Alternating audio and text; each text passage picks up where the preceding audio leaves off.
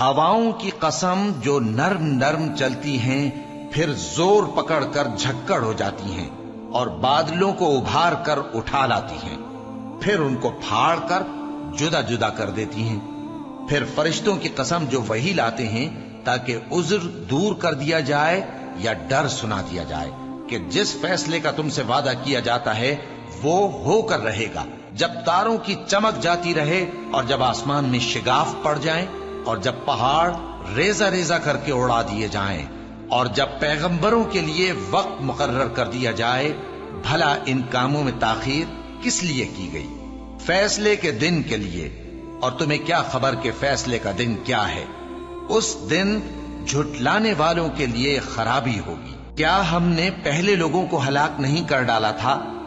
پھر ہم ان پچھلوں کو بھی ان کے پیچھے بھیج دیتے ہیں۔ ہم گناہگاروں کے ساتھ ایسا ہی کیا کرتے ہیں۔ اس دن جھٹلانے والوں کی خرابی ہوگی۔